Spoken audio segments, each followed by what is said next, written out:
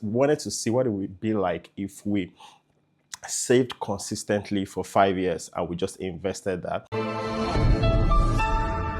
Hello everyone, hi from the worldly place. My name is Folasiji Bomi-Daniels. I'm the CIO of the Kabzeel group, and welcome to what is going to be a very interesting series. It's lessons from our 5-year journey, secrets of the worldly place, lessons from our 5-year journey.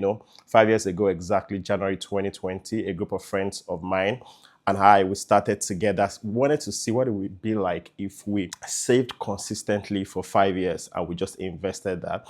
And we're on the eve of that 5-year journey, and it's time to begin to share some of the lessons that we've had along the way. Imagine you've been cost averaging the dollar against the naira since 2020. That and more details you will get in this series. So this is episode 1, where we're talking just general principles. You must have a vision and a plan for your money. If you don't have a plan for your money, I can tell you, with black tax and a lot of things happening in Nigeria and all over the world, others will plan for your money. Then once you have a plan written down, commit to that plan, put a structure around it. So we created an investment club, we created a cooperative, and then we now structured it. I remember when we were going for a cooperative meeting in Abeokuta, Ogun State. Yeah, everybody was used to the normal or gather money together, withdraw, and all of those things. And when we said this is our model, they were fighting it. And thankfully, I was able to show internationally other examples to it. And they said, okay, let's see what happens. And here we are to share about one of those things. So what I've said first, understand your vision, your plan, and get people of the same vision, the same heart around you. Build a structure around it. Whatever it is you want to build, a good family, a good life, a good career. Ensure you're in a community of like-minded people, and thankfully we have found that community. We have that community. I will call it the wealthy place. That is Kabzeel. Our second one is to understand keys to wealth. There are different levels, there are different keys to wealth, and I can't say that we own all of those keys. We know all of those keys. We practice all of those keys. Some are easier, some are basic, some are tougher, and from wherever you are, that's where you need to start from. And one of the first keys to wealth is savings. It has been said over and over and over again, but a lot of people do not understand savings. And a lot of people, everybody knows savings. Not everybody practice savings the way it's supposed to be practiced. And for me to talk about savings, I'm going to have to talk about what we call Principle 70. Now, Principle 70 is from Joseph. Now, like I said, we're faith-based. Now, Joseph in scripture advised Pharaoh that in the days of plenty, save aside 20% for the days of famine, and they did that for 7 years. So principle 70 is essentially whatever comes to you, you give to charity, which we believe you give to God 10%, and you save aside 20%. 70 is what you are going to spend all your life on, all your expenses, everything you want to do is just 70. So 20% of your income is not yours to keep, is yours to save. Now, the next step after saving is that a lot of people now save and they keep it in a bank account. If you do that, and if we have done that because we're saving in naira, if we have done that, I remember when we started, dollar fell from 360, it went around 435, and I told everyone then, let's stop. It's still going to drop. How can it be 435? It's too expensive. That let's wait for it to drop, then we'll continue our dollar investment. If only I could go back and just knock myself in the head, that guy. But that's part of the things we did. We started converting some of our investment into foreign portfolio, and I'm glad we did. The only regret I have is if we knew that it was going to become this bad this fast, or disinteresting this fast. And I'm a stickler in Naira, I'm a stickler in Nigeria. Let's just leave Nigeria and Naira outside now.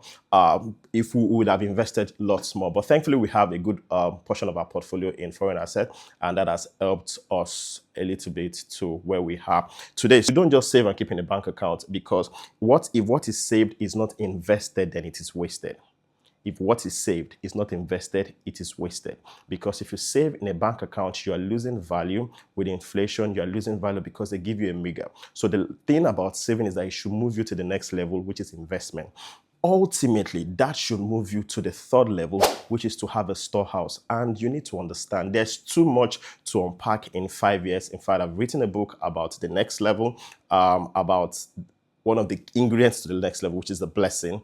I've also talked about the storehouse principle. Scripture says that the Lord will bless you in your storehouses. So it's not your storehouses that are blessed. Your storehouses are blessed because of you. So the blessing is on you. So I've written a book, The Power of the Blessing, which was primarily written to members of the cooperative. I've also recorded a video, yes, about the storehouse principle. So go see the link. There should be a link in the description to the storehouse principle. Just understand it because we can't go well into that today. So I've talked about savings. The next level of savings is to invest. What you earn should lead you to a future. Most people pay others. You pay every other person. You pay bills. You pay urgent 2K, but you don't pay yourself, whereas you're the one earning. After that is to know that you need to grab opportunities. We've had several opportunities in the past 5 years, and we're grateful because of the opportunities we took.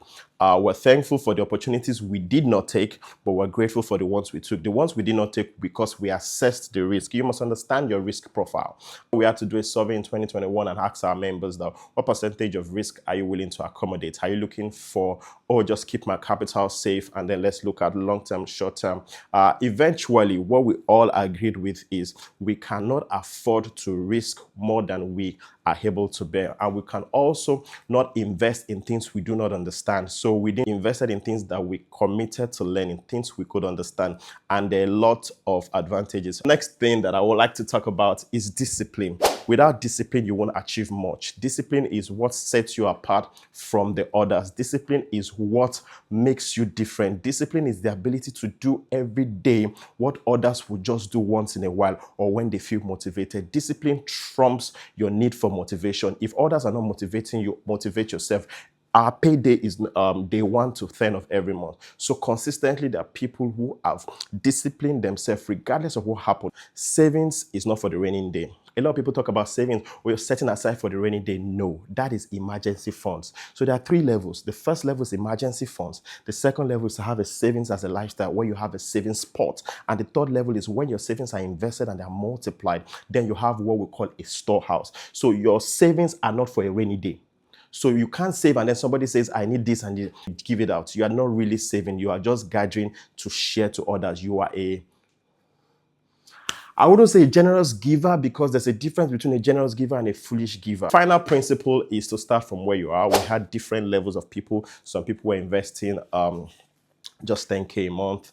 Others were going as high as 50K a month.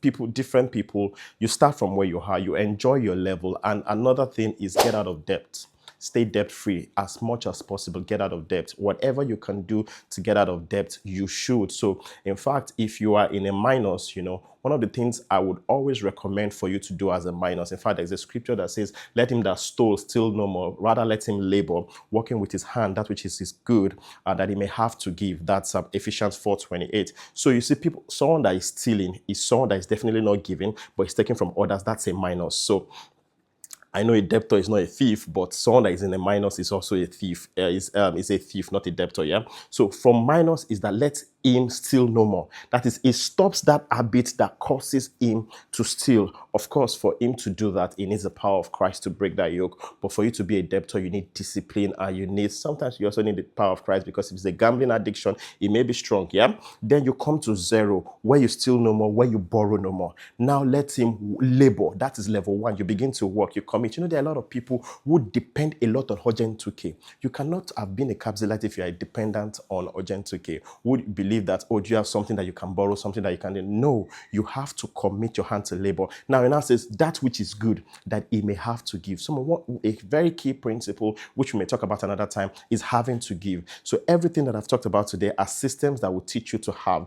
Ultimately, you must learn to give. One of our goals at Kabzeel is financial freedom. Freedom without worrying about your time, worrying about your pressures. By the mercies of God, one of the things I can wake up to do today is to wake up and decide this is how I want to spend my day, because where I am, by virtue of the life that I've lived, I've been able to come to a place where I can say this is the value I'll place on my time. And there are certain things that are more important than money. Family, God, love for others are definitely more important than money, because money is just a tool. All right.